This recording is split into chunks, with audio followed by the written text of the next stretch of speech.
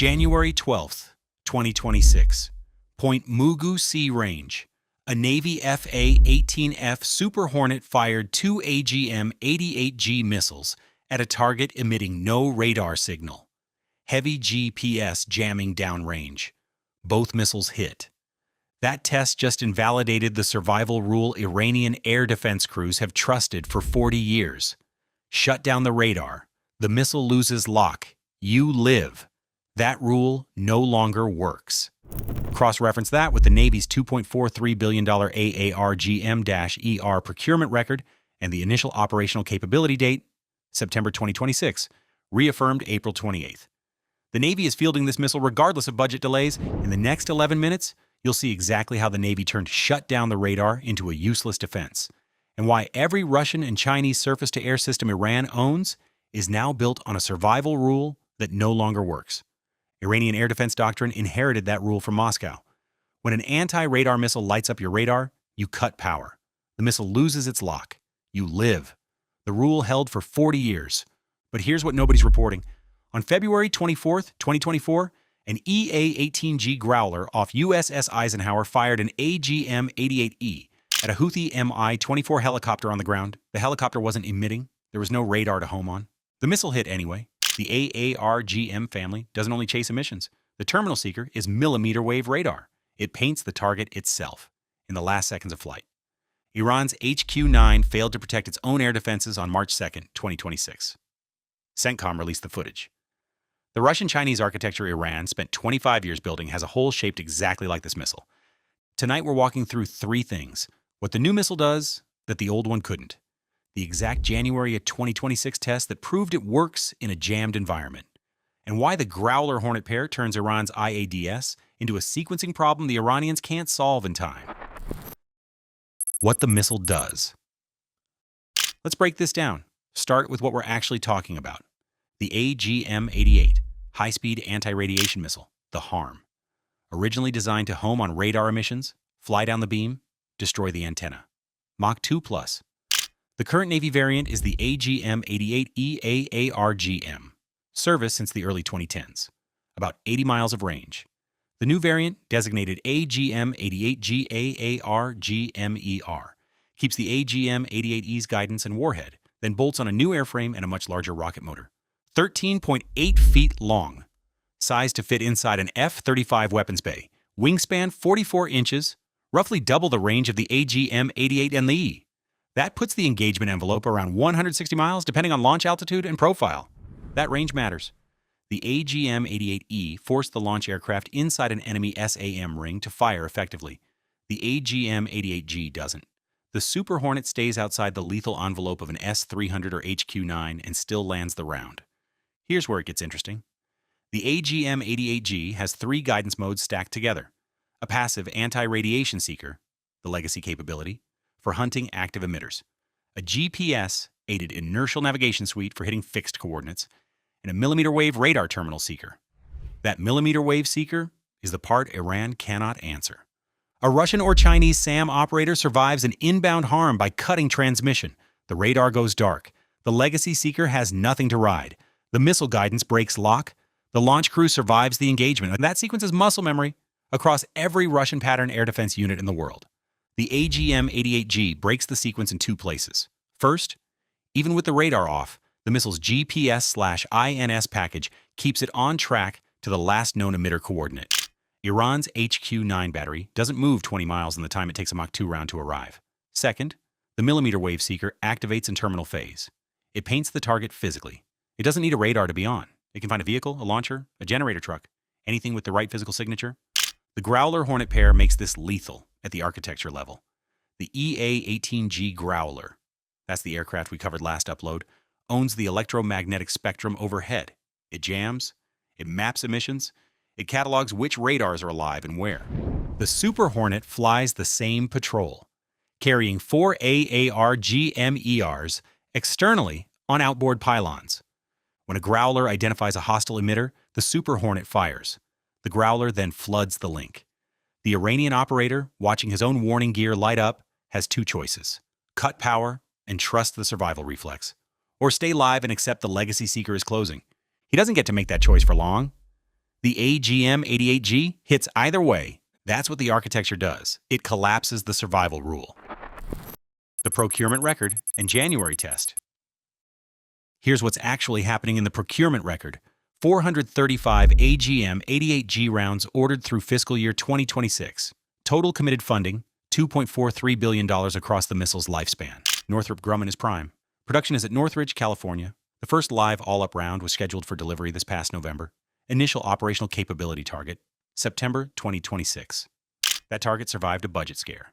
The fiscal year 2027 budget request, released in late April, included no new procurement money for AARGM-ER. The Navy publicly framed it as a strategic pause to finish testing and software validation. Procurement resumes in fiscal year 2028, but only at 40 rounds. Here's the part that matters. The IOC date didn't slip. April 28, 2026. A Navy spokesperson confirmed September 2026 IOC remains the priority. The Navy is fielding the missile this year, regardless of whether it buys more. The January 12th test was the qualification check. F/A-18F Super Hornet from VX-31, the Salty Dogs test squadron at Point Mugu. 2 live AGM-88Gs visible under wing. NAVAIR confirmed the missile maintained accuracy and target acquisition through a heavily jammed GPS environment.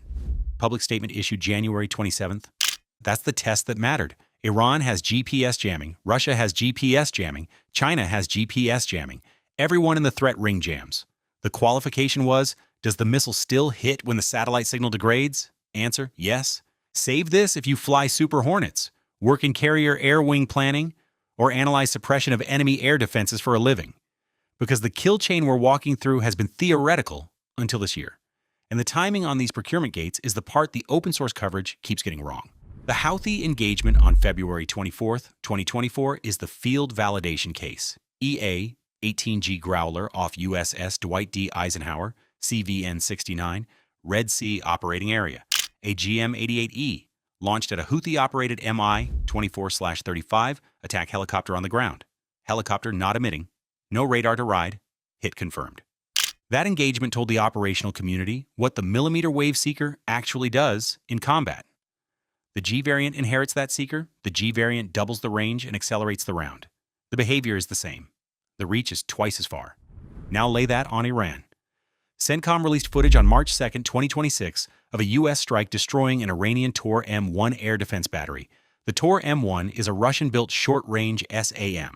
Iran has somewhere around 30 of them. They form one of the layers around hardened nuclear and ballistic missile facilities. The Tor M1 went down.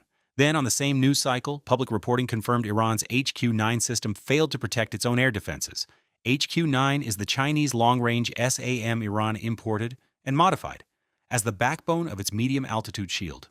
2 layers. Same week.